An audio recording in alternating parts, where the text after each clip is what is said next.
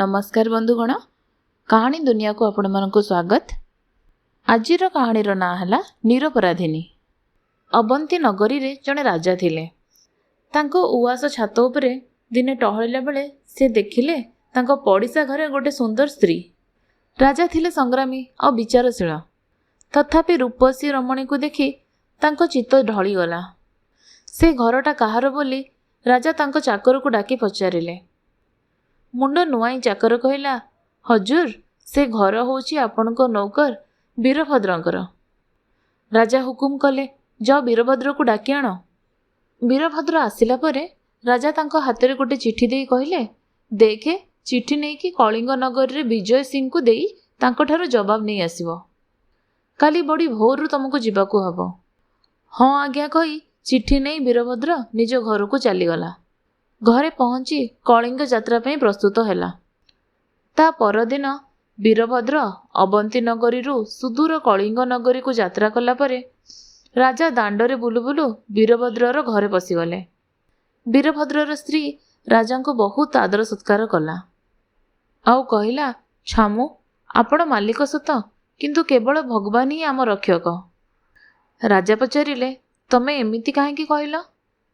मथा नुआई वीरभद्रर पत्नी विनयर कहला, आपण काहेकि हठात विजय हेले मु जाने। मु गोटे विषय जानिबा को इच्छा करे। जहाकू मिलई दिव्यशाली अन्न तार बगड़ा भातरे काहे मन? एया सुनिलारू राजांको श्रीमुख तळकू हेगला। राजा सांगे सांगे राजबाटी फेरीगले। राजा फेरीगला बेले वीरभद्र घरे निजर जोता पासरी गले। सेपटे वीरभद्र किछि दूर जाई देखिला से राजांको चिट्ठी भूली जाइछि। चिट्ठी नबाकू से घर को फेरिला।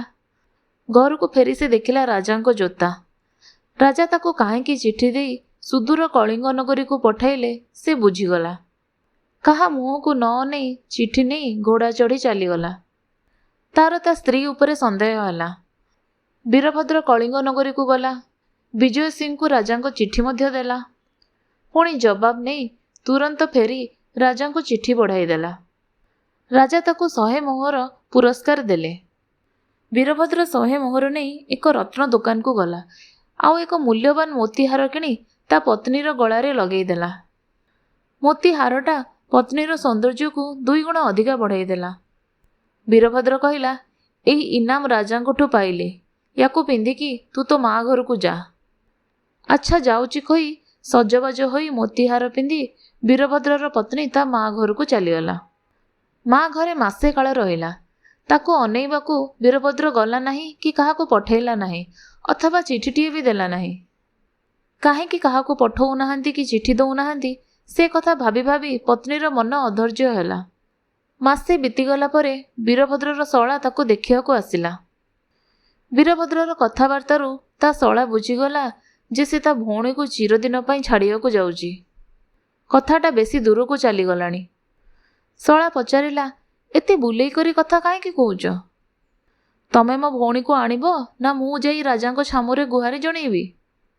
वीरभद्र कहला, तम भौणी को ता पति छाड़ी देइछि बोली दरबार जदि जणेबाकू चाह तेबे जाओ जणेई दियो, किंतु मु जहा करिबी ताहा एजाए ठीक करि नाही। तमर जहा इच्छा ताहा कर। शला निर्भयर कहला, मते जणा छामुरे केमिति कहियाकू हबो। सी जाई राजांको छामुरे सबु कथा बखाणिला। राजांको दरबार रे हाजर हेबाकू ता परदिन वीरभद्र को डाकरा हैला। राजांको सिंहासन आगरे जणे विचारपति बसिथिले। से वीरभद्रर शला को डाकी कहले, तू कौन कहबू कह।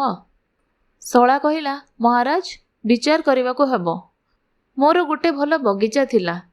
तार चारिपटे बाड़ बुझी ताको पुओ परी पालिली। फल फूल सहित बगीचाटा मो वीरभद्र को देली एवं तार फल भोग करी बगीचा को पालिबाकू कहली। वीरभद्र किछि दिन बगीचार लाभवान मध्य हेले। तापरे बाड़ भांगी चारिपट जाक छारखार करी चलीगले। एबे कहउचंती बगीचा तांकर लोड़ा नाही। एबे कौन मु से बगीचा को फेरई नहीं पारिबी? विचारपति पचारिले, तू कौन कहूचु कह वीरभद्र। वीरभद्र जवाब देला, मु मो इच्छा अनुसार काम करी नाही किंबा काहारी कथारे पड़ी करी नाही। दिने कौन हैला कि मु मो बगीचा को गला बेले सिंहर छाल पड़िथिबा देखिली। से बगीचारे मोर रहिबा निरापद नुहे बोली मु भाबिली। ସିଂହ ପ୍ରତି ମୋ ସମ୍ମାନ ଆଉ ଜୀବନ ପ୍ରତି ମୋ ମମତା, ଏହି ଦୁଇଟି ମିଶି ମୋତେ ଏ କାମ କରେଇଲେ। ମୋର ଏଥିରେ କି ଦୋଷ ମୋତେ କୁହନ୍ତୁ। ରାଜା ନୀରବ ହୋଇ ବସିଥିଲେ। ସଭା ମଝିକୁ ଆସି କହିଲେ, ବୀରଭଦ୍ର, ତୋର ସନ୍ଦେହ ଉପୁଜିଛି? ମୁଁ ସେ ବଗିଚାକୁ ଚିହ୍ନିଛି। ଭୁଲ କ୍ରମେ ସିଂହ ସେ ବଗିଚାକୁ ଚାଲି ଯାଇଥିଲା। କିନ୍ତୁ ବଗିଚାରୁ ସିଂହ କ'ଣ ପାଇଲା? ସିଂହ ବଗିଚାରୁ ଫୁଲ ଫଳ କିଛି ଛୁଇଁ ନାହିଁ, ବରଂ ଛାଡ଼ି ଆଇଲା ତା ପାଦ ଦୁଇଟା। ସିଂହର ଦୋଷାଦୋଷ ଏବେ ବିଚାର କର। ତା ଲାଗି ବଗିଚାକୁ ଛାଡ଼ିଦେବା ତୋ ପକ୍ଷରେ କ୍ଷତି ଯେତିକି, ଅବିଚାର ବି ସେତିକି। ଦରବାରର ଲୋକେ ଚୁପ୍ ହୋଇ ବସିଗଲେ। ବୀରଭଦ୍ର ଛଡ଼ା ଅନ୍ୟ କେହି ଏ ରହସ୍ୟ ବୁଝିପାରିଲେ ନାହିଁ।